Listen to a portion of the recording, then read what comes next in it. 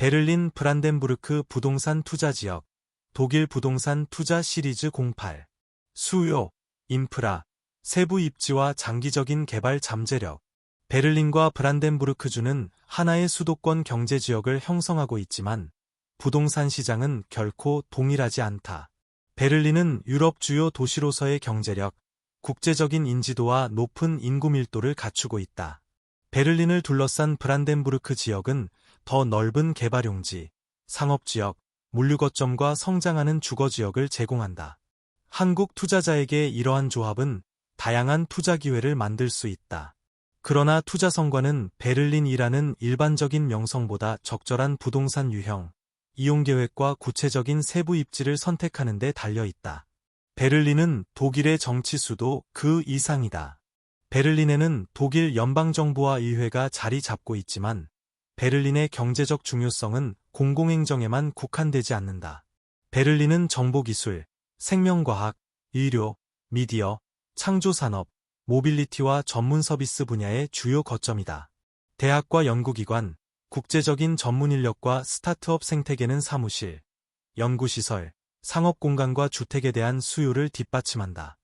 독일 전체 경제가 상대적으로 약한 성장세를 보였던 2025년에도 베를린 경제는 성장했다. 공식 통계에 따르면 베를린의 실질 경제 성장률은 1.1%로 독일 전체의 0.2%보다 높았다. 베를린 공식 경제 통계. 이러한 경제적 다양성이 모든 부동산의 시장 위험을 제거하는 것은 아니다. 다만 특정 산업이나 하나의 대기업에만 의존하는 지역보다 더 폭넓은 수요 기반을 제공할 수 있다. 인구와 국제적인 수요는 여전히 중요하다. 공식 인구 통계에 따르면 베를린의 인구는 2025년 말 370만 명을 넘어섰다. 인구는 완만하게 증가했으며 이는 주로 베를린을 떠난 사람보다 새로 유입된 사람이 더 많았기 때문이다. 베를린은 국제적인 도시이기도 하다. 2025년 말 기준으로 194개 국적의 사람들이 베를린에 거주했다. 베를린 공식 인구 통계. 인구 증가는 주택뿐만 아니라 소매시설, 의료시설과 생활밀착형 서비스에 대한 수요를 뒷받침할 수 있다. 그러나 인구와 가구의 변화는 자치구와 동네에 따라 상당한 차이를 보인다. 베를린 전체 인구가 증가한다고 해서 모든 부동산의 임대료와 가치가 자동으로 상승하는 것은 아니다. 베를린 부동산 시장은 새로운 단계에 진입하고 있다. 금리와 건설 비용의 급격한 상승은 독일 부동산 시장에 큰 변화를 가져왔다. 금융조달 비용이 높아지고 거래량이 감소하면서 매수자는 부동산을 더욱 선별적으로 평가하게 되었다. 이러한 시장 조정이 베를린의 구조적인 수요를 없앤 것은 아니다. 다만 투자자는 매입 가격, 금융 조건과 건물의 품질을 이전보다 훨씬 신중하게 검토해야 한다. 이브의 2025년 주택시장 보고서는 베를린이 지속적으로 높은 주택 수요를 보이는 동시에 신규 건설에서는 어려움을 겪고 있다고 평가했다. 2년간 크게 상승했던 평균 매물 임대료는 2025년에 정체되었고 분양아파트 매물 가격은 완만한 회복세를 보였다. 이브 베를린 주택시장 보고서 2025. 단기적인 시장 안정을 최저점이 확정되었다는 의미로 해석해서는 안 된다. 금리, 공실, 개보수 비용과 실제로 달성 가능한 임대료를 보수적으로 가정해도 투자 계획이 유지되어야 한다. 베를린은 수많은 세부 입지로 구성된 시장이다. 베를린 부동산이라는 표현만으로는 전문적인 투자 판단을 내리기 어렵다. 도심의 안정된 업무 지역에 위치한 오피스는 외곽 지역의 복합용도 건물과 다른 위험 구조를 가진다. 고속도로 인근의 물류시설도 지역 소매시설이나 개발용지와 전혀 다른 기준으로 평가해야 한다. 중요한 세부 입지 요소에는 다음 사항이 포함된다.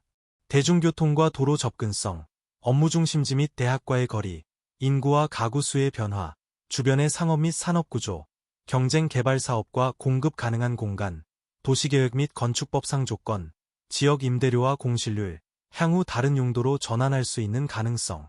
같은 자치구에 있고 서로 가까운 부동산이라도 장기적인 투자 전망은 크게 다를 수 있다. 브란덴부르크를 하나의 단일 시장으로 보아서는 안 된다.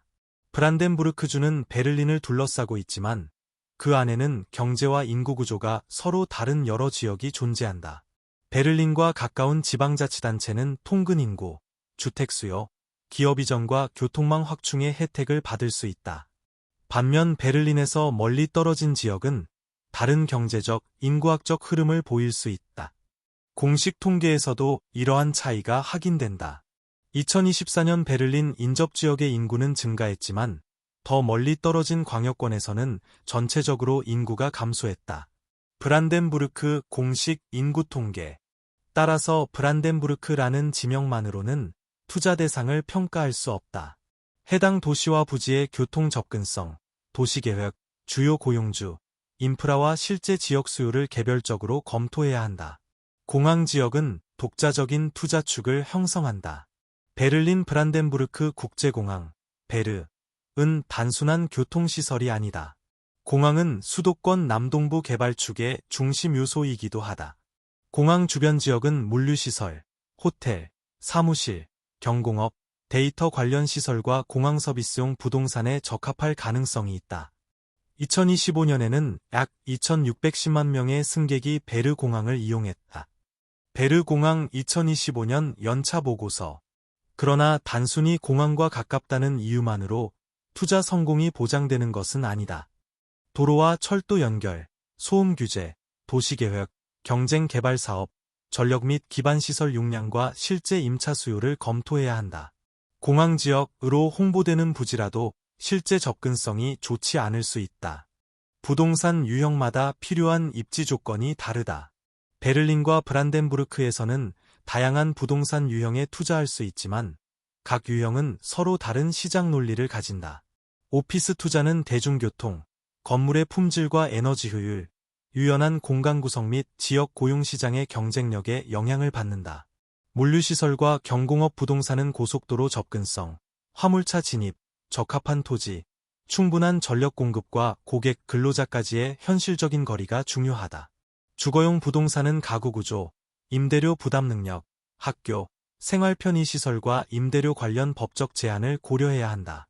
소매용 부동산은 구매력, 유동인구, 접근성, 경쟁시설과 임차인 사업 모델의 장기적인 생존 가능성을 검토해야 한다. 개발용지는 도시계획, 기반시설과 건축허가 취득에 필요한 현실적인 기간에 따라 가치가 크게 달라지므로 특히 세심한 검토가 필요하다.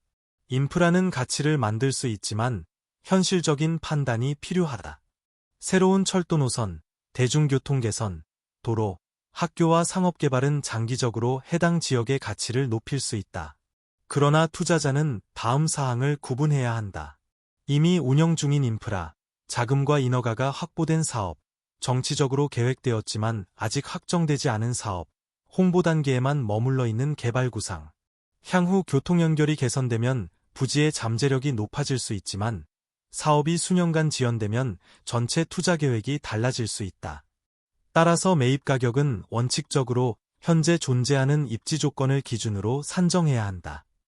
미래 인프라는 보장된 가치가 아니라 추가적인 기회로 보는 것이 합리적이다. 기존 건물과 개발 사업은 서로 다른 위험을 가진다. 안정적인 임차인이 있는 기존 건물은 취득 직후부터 임대 수익을 제공할 수 있다. 그러나 건축상 하자, 임대차 계약 만료, 낮은 에너지 효율과 향후 개보수 비용이 위험 요인이 될 수 있다. 개발 사업은 더 큰 가치 창출 가능성을 제공할 수 있지만 다음과 같은 추가 위험이 발생한다. 도시계획과 건축허가, 건설 비용과 공사 지연, 개발 기간 중 금융 조달, 토양 및 환경 문제, 기반시설 설치 분담금, 완공 후 임대 또는 매각, 완공 전까지의 수요 변화. 한국 투자자는 개발용지의 제곱미터당 가격을 완성된 건물과 단순하게 비교해서는 안 된다. 해당 토지를 실제로 계획한 용도로 개발할 수 있는지가 가장 중요하다. 투자 구조는 지역 전략에 맞아야 한다. 법적 투자 구조는 취득하려는 부동산의 수, 입지와 위험 특성에 맞게 설계해야 한다. 하나의 부동산만 취득한다면 독일의 부동산 목적회사 하나로 보유할 수 있다. 여러 부동산으로 포트폴리오를 구성한다면 지주회사 아래의 부동산별 또는 개발사업별 자회사를 두는 구조를 고려할 수 있다. 예를 들어 베를린의 오피스, 브란덴부르크의 물류시설과 공항 인근 개발용지를 각각 별도의 회사에 배치할 수 있다. 이를 통해 위험분리, 금융조달의 투명성과 개별 투자자산의 향후 매각 가능성을 개선할 수 있다. 가능하다면 이러한 구조는 부동산 취득 전에 설립해야 한다. 취득 후 부동산이나 회사를 다른 구조로 이전하면 세금, 금융 및 추가 거래 비용이 발생할 수 있다. 결론.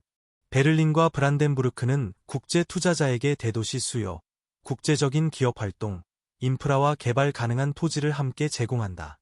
베를린은 높은 밀도, 다양한 경제구조와 국제적인 인지도를 갖고 있다. 브란덴부르크는 추가 개발용지, 전문화된 상업입지와 광역 수도권 성장축에 대한 접근성을 제공할 수 있다. 그러나 베를린은 항상 성장한다는 일반적인 문구만으로 지역을 평가해서는 안 된다. 부동산 유형, 세부 입지, 금융조달, 도시계획, 에너지 상태와 지역 수요가 투자 성과를 결정한다. 가장 좋은 투자는 반드시 베를린 도심과 가장 가까운 부동산이 아니다. 입지, 이용계획, 법적 구조와 금융 조건이 현실적인 장기 가정에서도 지속될 수 있는 부동산이 더 건전한 투자 대상이 될 수 있다. 본 글은 일반적인 정보 제공을 목적으로 하며 법률, 세무, 금융 또는 투자 자문을 구성하지 않습니다. 모든 부동산과 입지는 취득 결정 전에 개별적으로 검토해야 합니다.